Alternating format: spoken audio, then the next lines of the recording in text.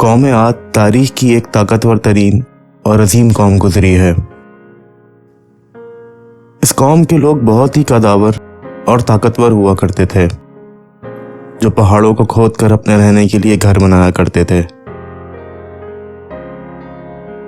قوم عاد کی طرف حضرت ہود علیہ السلام مبعوث کیے گئے تھے، لیکن قوم عاد نے ان کا انکار کیا اور اللہ تعالیٰ نے ان پر عذاب ڈال کر انہیں تباہ کر ڈالا۔ قوم عاد ارم نامی بستی کے رہنے والے تھے، اس لیے انہیں عاد ارم بھی کہا جاتا ہے۔ یہ علاقہ عدن کے گرد و نواح میں آباد تھا۔ یہاں کے لوگ بہت ہی لمبے قد اور مضبوط قامت کے تھے۔ اپنی طاقت کے بل پر بہت جلد یہ لوگ پورے یمن پر قابض ہو گئے۔ ان پر کئی بادشاہوں نے حکومت کی، مگر دو بادشاہ ایسے آئے جن کی حکومت عظیم اور جاہ و جلال والی تھی۔ ان دو بادشاہوں میں ایک کا نام شدید اور دوسرے کا نام شداد تھا۔ شداد اور اس کی بنائی گئی جنت کے بارے میں جاننے سے پہلے ویڈیو کو لائک اور ویم ٹی وی کو سبسکرائب ضرور کر لیں اور بیل نوٹیفیکیشنز آن کر لیں تاکہ ایسی مزید ویڈیوز آپ کو بر وقت ملتی رہیں۔ شداد اور شدید دونوں بھائی تھے اور اپنے زمانے میں انہوں نے بے شمار لشکر اور خزانے جمع کیے تھے۔ یہ دونوں بھائی ارم بن سام بن نوح کی اولاد میں سے تھے۔ ان کی کل حکومت یمن، عمان، عدن اور شمالی عرب کے علاقوں پر پھیلی ہوئی تھی۔ جب شدید کی موت ہوئی تو پوری حکومت شداد کو مل گئی۔ شداد نے حکومت ملنے کے بعد آس پاس کے علاقوں کے تمام قبائلی سرداروں اور بادشاہوں کو اپنا متی اور فرما بردار بنا لیا، اور اس طرح پورا جنوبی عرب اس کی حکومت میں شامل ہو گیا۔ شداد نے اپنی حکومت کو اس عروج تک پہنچا دیا، یہاں تک کہ دنیا کے دیگر ممالک کے بادشاہ بھی اس کے اطاعت گزار ہو گئے۔ اس تسلط اور غلبے نے شداد کو اتنا مغرور اور متکبر کر دیا کہ اس نے ایک وقت میں خدائی کا دعویٰ کر ڈالا۔ قوم عاد میں موجود اس وقت کے علماء اور پیغمبروں کے پیروکاروں نے جب یہ دیکھا تو شداد کو عذاب الہی سے ڈرایا اور اس کو سمجھایا، مگر ان تمام علماء اور کابرین کی باتیں سن کر شداد کہنے لگا کہ میرے پاس مال و دولت اور حکمرانی ہے، اس لیے مجھے خدا کی عبادت کی کوئی ضرورت نہیں ہے اور نہ ہی اب میں کسی کی اطاعت کروں گا۔ شداد نے حضرت ہود علیہ السلام کی زبان سے یہ سن رکھا تھا کہ جنت کیسی ہوگی اور جنت کی نعمتوں اور خوبصورتی کا کیا عالم ہوگا، اس لیے اس نے یہ سوچ لیا کہ زمین پر ہی اپنے لیے ایک ویسی ہی جنت بنا کے رہے گا۔ وہ کہتا تھا مجھے اس جنت کی ضرورت ہی نہیں جو خدا نے بنائی ہے، ایسی جنت تو میں خود دنیا میں بھی بنا سکتا ہوں۔ یہ سوچ کر شداد نے اپنی حکومت کے 100 معتبر ترین لوگوں کو جمع کیا اور ہر ایک شخص کو 1000 آدمیوں پر مامور کر دیا اور پوری دنیا کے ماہرین کو عدن آنے کی دعوت دی۔ اس نے اپنے بھانجے ضحاک کو، جو ایران کا بادشاہ تھا، کہلا بھیجا کہ جتنا سونا اور چاندی تمہارے پاس جمع ہے وہ فوراً میرے پاس بھیج دو۔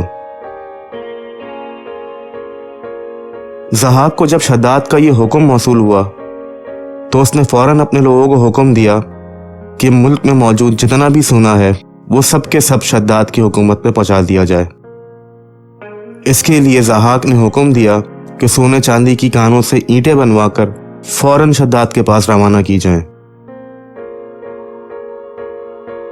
شداد نے کوہ عدن کے پاس ایک ایسا شہر بنانے کا حکم دیا جو 10 کوس چوڑا اور 10 کوس لمبا ہو۔ اس کے حکم پر جب اس شہر کی تعمیر شروع ہوئی اور زمین کو کھود کر اس کی بنیادیں ڈالی گئیں تو اس کی بنیادیں اتنی گہری کھدوائی گئیں کہ قریب تھا کہ زمین سے پانی نکل آتا۔ پھر ان بنیادوں کو سنگ سلیمانی سے بھروا دیا گیا۔ جب بنیادیں بھر کے زمین کے برابر ہو گئیں تو اس پر سونے اور چاندی کی اینٹیں بنا کر دیواریں چنوا دی گئیں۔ ان دیواروں کی بلندی اس زمانے کے گز کے حساب سے 100 گز مقرر کی گئی تھی۔ جب سورج چمکتا तो उन दीवारों पर निगाह नहीं ठहरती थी और यूं शहर की 4 दीवारी बनाई गई और शहर के अंदर 1000 महल तामीर किए गए। यहाँ तक कि हर महल 1000 सुतूनों वाला था और हर सुतून हीरे जवाहरात से बनाया हुआ था। फिर शहर के दरमियान में एक बहुत बड़ी नहर बनाई गई और हर महल में उस नहर से छोटी छोटी नहरें निकाली गईं।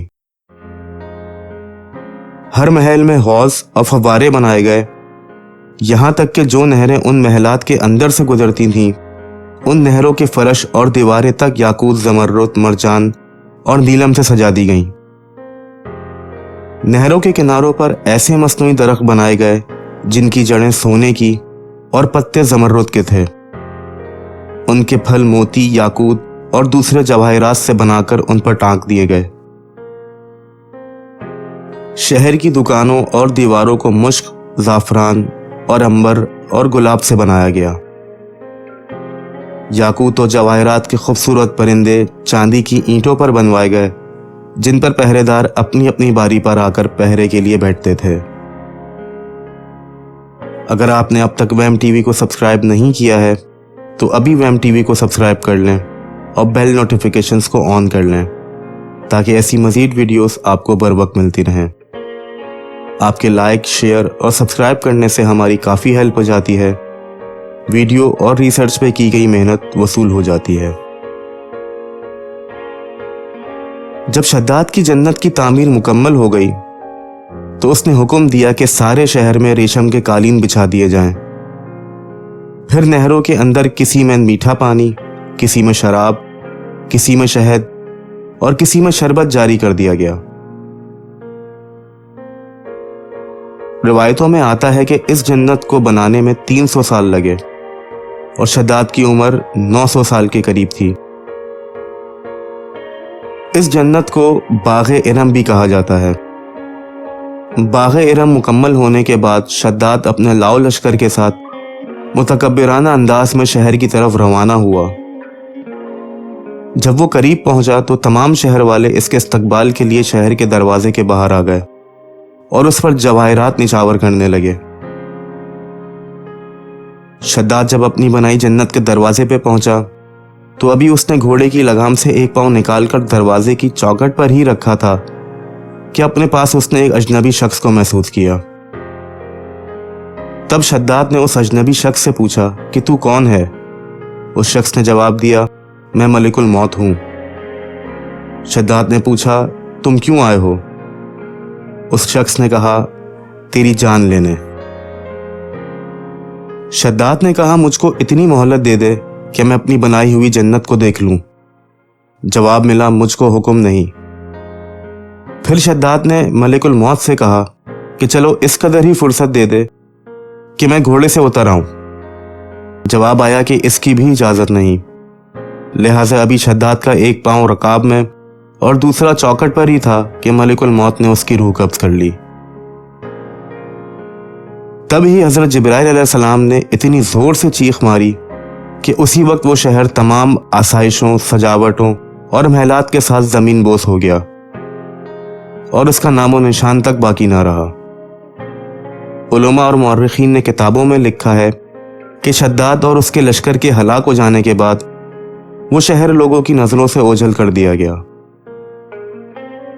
मगर कभी कभी रात के वक्त अदन और उसके इर्द गिर्द के लोगों को उसकी कुछ रोशनी नजर आ जाती है। ये रोशनी उस शहर की दीवारों की है। हर उरूज को ज़वाल है और इंसान का किया गया गुरूर हमेशा खाक में मिलता है, जैसे कि शद्दाद का गुरूर अल्लाह ताला ने खाक में मिलाया और उसको अपनी जन्नत बन जाने के बाद इतनी भी मोहलत ना दी कि वो उसको एक नज़र देख भी सके। बेशक अल्लाह ताला की पकड़ बहुत सख्त है।